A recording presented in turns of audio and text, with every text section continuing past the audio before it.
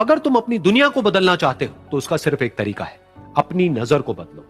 ये दुनिया तुम्हें वैसी नहीं दिखती है जैसी कि ये दुनिया है। ये दुनिया तुम्हें वैसी दिखती है जैसे तुम खुद हो। जिसकी नजर जैसी है उसके लिए ये दुनिया वैसी ही है।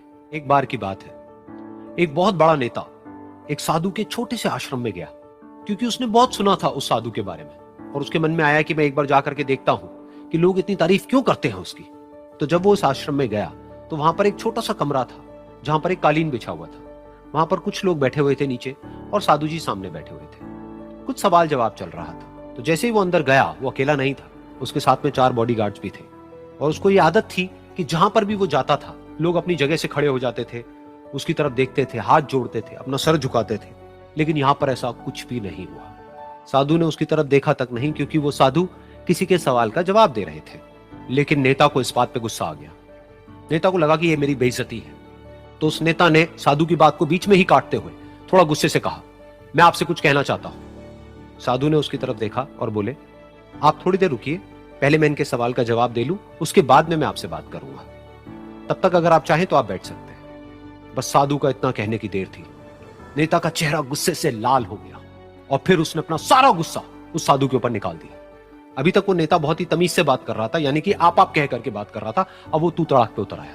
नेता ने उस साधु को कहा, तुझे पता भी है मैं कौन हूं और तू किससे बात कर रहा है? साधु ने उसकी तरफ देखा और कहा, मुझे इससे कोई फर्क नहीं पड़ता कि आप कौन हैं, लेकिन आप जो कोई भी है, अगर आप चाहते हैं कि मैं आपके सवाल का जवाब दूं या आपसे बात करूं तो आपको कुछ देर रुकना होगा। और साधु के ये कहते ही नेता गुस्से से पागल हो गया और वहीं सबके सामने चीखने चिल्लाने लग गया, अब मैं तुझे तेरी असली औकात दिखाऊंगा।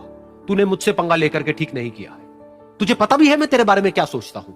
साधु ने फिर से उसकी तरफ देखा और बड़े ही प्रेम से कहा कि मुझे इससे कोई फर्क नहीं पड़ता है कि आप मेरे बारे में क्या सोचते हैं।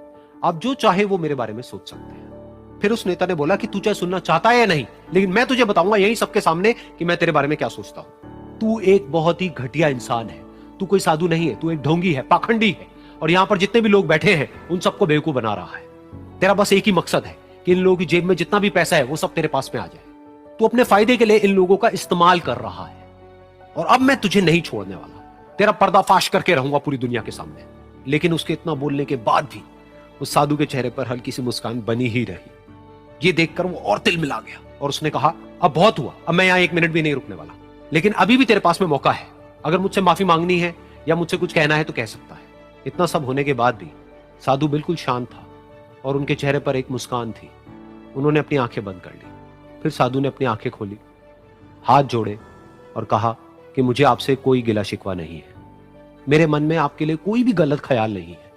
जो भी आपने मेरे बारे में कहा वो आपकी अपनी सोच थी। तो मुझे आप में कोई भी बुराई नजर नहीं आती है। मुझे आप एक बहुत ही भले इंसान लगते हैं। और साधु के इतना कहते ही नेताजी का दिमाग 7वें आसमान पर पहुंच गया। उनके चेहरे पर एक अजीब सी खुशी थी, क्योंकि उस साधु ने वो ही कहा जो बाकी सब लोग उस नेता को कहते हैं। और वो खुशी खुशी उस आश्रम से अपने घर की तरफ चला गया और जा करके अपने पिताजी के साथ में बैठ गया। उसके पिताजी की आंखें बंद थी और वो ध्यान में थे। पूरी जिंदगी उन्होंने सिर्फ लोगों की सेवा करी और बदले में कुछ भी एक्सपेक्ट नहीं किया। तो थोड़ी देर बाद जब उन्होंने अपनी आंखें खोली और देखा अपने बेटे को अपने साथ बैठे हुए, तो उनके बेटे के चेहरे पर आज एक अजीब सी खुशी थी जो आज से पहले उन्होंने कभी नहीं देखी थी। फिर उसने एक एक करके सब कुछ बताया कि आज क्या हुआ, किस तरह से वो आश्रम गया, वहां पर क्या हुआ, उसने क्या कहा, उन्होंने क्या कहा। तो जब इसके पिताजी ने पूरी बात सुनी तो थोड़ा सा मुस्कुराए और अपने बेटे को देख करके बोले कि उन्होंने तुम्हारी तारीफ नहीं करी है, क्योंकि उन्होंने वो नहीं कहा कि जो तुम हो, उन्होंने वो कहा कि जो वो खुद है। और तुमने जो भी कुछ उनको कहा वो नहीं कहा कि जो वो है, बल्कि तुमने वो कहा जो तुम खुद हो। यही बात वेदों में भी कही गई है, यथा दृष्टि तथा सृष्टि। ये दुनिया तुम्हें वैसी नहीं दिखती है जैसी कि ये दुनिया है। ये दुनिया तुम्हें वैसी दिखती है जैसे तुम खुद हो। जिसकी नजर जैसी है उसके लिए ये दुनिया वैसी ही है। तो अगर तुम अपनी दुनिया को बदलना चाहते हो तो उसका सिर्फ एक तरीका है, अपनी नजर को बदलो। इस दुनिया में बहुत सी भाषाएं बोली जाती है। इन सारी भाषाओं में सबसे मीठी भाषा होती है मतलब की भाषा। अगर आपसे कोई बहुत मीठा बोलने लगा ना, समझिए कि कहीं ना कहीं मतलब छुपा है। मतलब की भाषा बहुत होगी यहाँ पे। लेकिन ये जुबान जो है ना आजकल बहुत खतरनाक हो गया। कभी कभी देखते होंगे कुछ लोग आपके गलत बात का भी जवाब नहीं दे पाते हैं। तो जवाब देने भाई साहब सबको आता है, बीच में माँ बाप का संस्कार चला आता है। और संस्कार बहुत चीज़ होती है, संस्कार यदि आपके अंदर है तो सब कुछ हारने के बाद भी आप जीत सकते हैं। और अगर संस्कार की जगह अहंकार आ गया ना तो जीता हुआ भी चीज़ों को हार सकते हैं।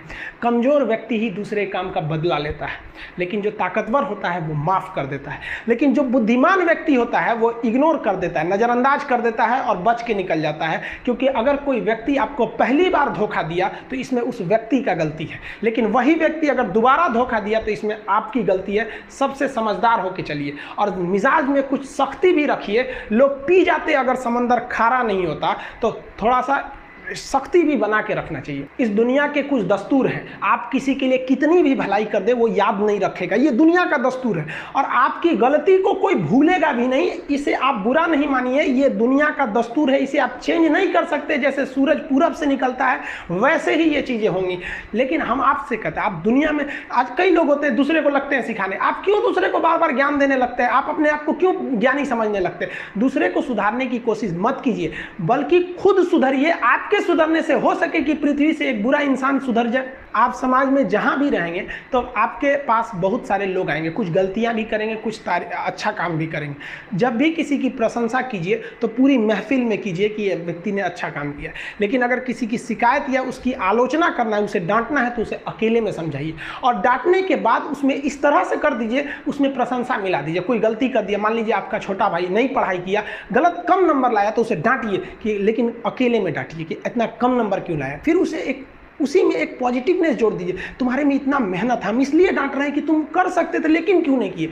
मतलब आप केवल इसे निगेटिव मत बोलते रहिए। और किसी भी रिश्ते को अगर बिगाड़ना है ना, चाहे कितना भी गहरा रिश्ता क्यों ना हो, उसकी कमियों को डेली कोंचते रहिए। तुम ये किया, तुम ये किया, तुम ये किया। यार दुनिया का कोई रिश्ता चौपट हो जाएगा। गलतियां सबसे हो जाती हैं, लेकिन दोबारा गलती नहीं होना चाहिए। जब भी किसी की आलोचना करिए तो उसमें एक छोटी सी प्रशंसा जोड़कर ही उस आलोचना को खत्म कीजिए कि शुरुआत तो डांटने से किए थे, बाद में उसका हौसला बढ़ा के हंसी मजाक में उसे निकाल दीजिए। बीच बीच में उसे फिर एहसास दिलाइए।